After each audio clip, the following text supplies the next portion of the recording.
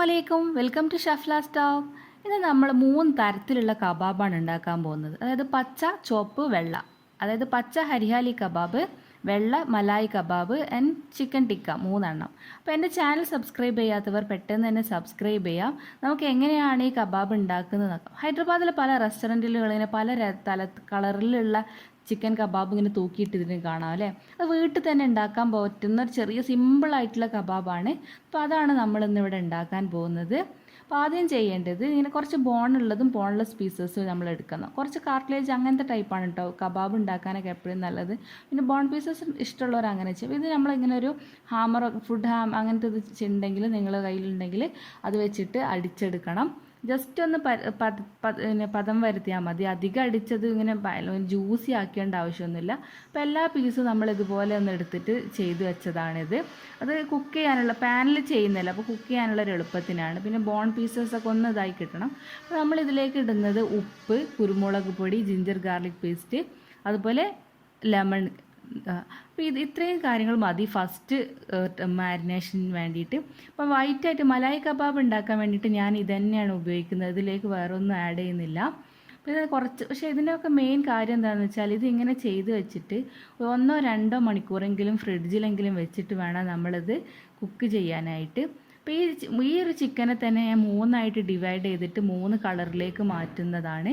ഇതിങ്ങനെ തന്നെ ചെയ്താലും നല്ല ടേസ്റ്റാണ് കേട്ടോ. മലായി കബാബ് പോലെ ഉള്ളൊരു കബാബായിട്ട് കിട്ടും. അപ്പോൾ പച്ച കളർ ഉണ്ടാക്കാൻ വേണ്ടിയിട്ട്, അതായത് ഹരിയാലി കബാബിന് വേണ്ടിയിട്ട് ഞാൻ കുറച്ച് മല്ലിച്ചപ്പ്, പച്ചമുളക്, പുതിന എടുത്ത് വെച്ചിട്ടുണ്ട്. ഇത് നന്നായി മിക്സിയിലിട്ട് അരച്ചെടുക്കുകയാണ് വേണ്ടത്.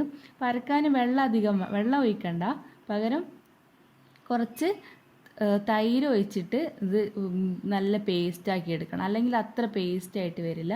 അപ്പോൾ ഇത് വെള്ളമില്ലാത്ത ഭാഗങ്ങളാണ് നമ്മൾ മസാല ആക്കാൻ വേണ്ടിയിട്ട് എടുക്കേണ്ടത്. ഇത് പിന്നെ നമുക്ക് കളയണ്ട, നമുക്ക് ആവശ്യമുണ്ട് കേട്ടോ. അപ്പോൾ ഞാൻ 3ആക്കി ഡിവൈഡ് ചെയ്ത് വെച്ചിട്ടുണ്ട്.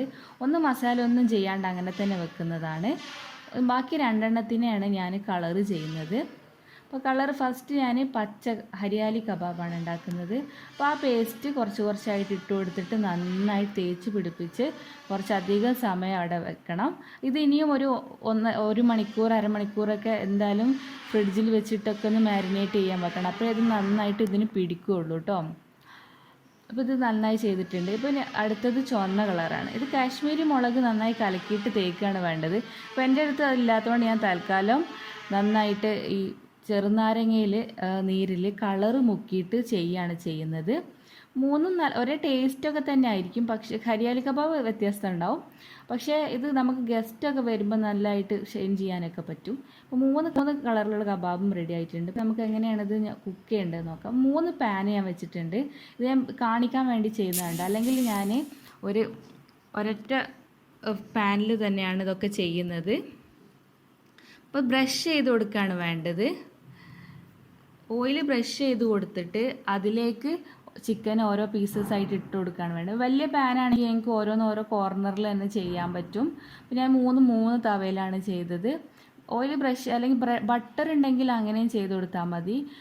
കബാബിനൊക്കെ ബട്ടറിൻ്റെ ടേസ്റ്റാണ് ഒന്നുകൂടി നന്നാവുക. ഇപ്പോൾ ഇത് കുക്കായി വന്നിട്ടുണ്ട്.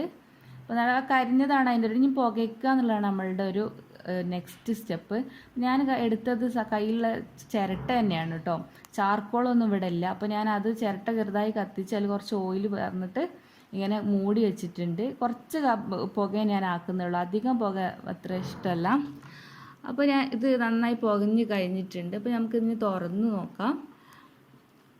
ഇനി ഇത് വിളമ്പാൻ മാത്രമേ ഉള്ളൂ, വേറെ പണികളൊന്നുമില്ല ഇതിൽ. അപ്പോൾ നമ്മളെ കബാബ് റെഡിയായി വന്നിട്ടുണ്ട്. ഇനി സെർവിങ് പ്ലേറ്റിലേക്ക് മാറ്റുന്നതാണ്. അപ്പോൾ നേരത്തെ നമ്മൾ ഉണ്ടാക്കി വെച്ച ആ ഹരിയാലി കബാബിന് ഉണ്ടാക്കിയ പുതിന ചട്നി ഉണ്ടല്ലോ, അതിൽ കുറച്ചുകൂടെ വിനാഗിരിയോ അല്ലെങ്കിൽ ലെമണോ ഒഴിച്ച് ഉപ്പിട്ട് കൊടുത്താൽ ഇത് ഡിപ്പ് ചെയ്യാനുള്ള സാധനം റെഡിയായി.